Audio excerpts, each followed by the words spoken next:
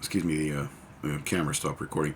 We didn't really get to see how great these two men were because of the drug problems and so forth, but you really got a taste of it, especially on these albums here.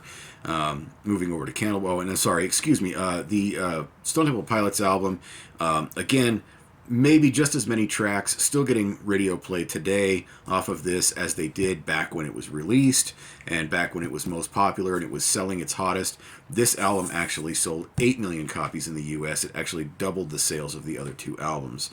Candlebox, we've got Kevin Martin on lead vocals, Peter Klett on lead guitar, Barty Martin on bass guitar, and Scott Mercado on drums.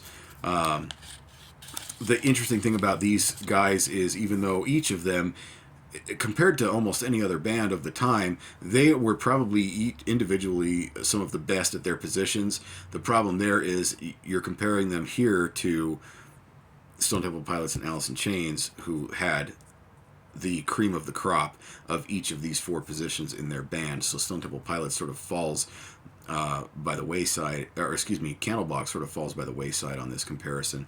That one sold 4 million copies, and it was looked at by a lot of people as sort of a grunge knockoff album, which doesn't make a whole lot of sense considering it was still released in that prime of grunge music in 1993, and it was actually released by a bunch of guys that came out of Seattle, Washington as well.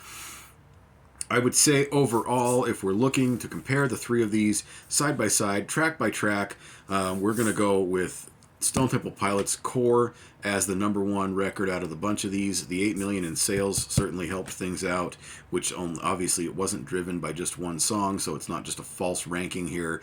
This one powered through the entire record. It was something you could listen to start to finish and still sold 8 million copies.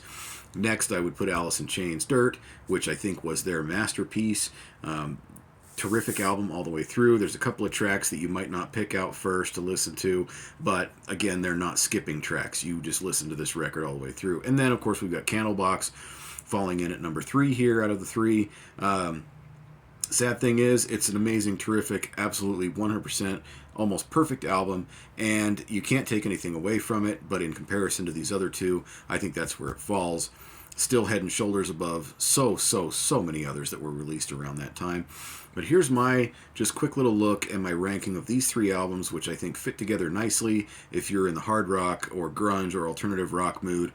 These albums fill that up perfectly, and these are the ones that I would reach for 1, 2, and 3 to start if I'm listening to that sort of music at this point in time. Thanks for listening and watching and whatever else is that you're doing here. And we'll have some more content for you coming soon. Like and subscribe, share, do whatever it is that you want to do or need to do, or whatever you like to do on YouTube videos. Move on to the next one. It's cool. I appreciate your time. Thank you.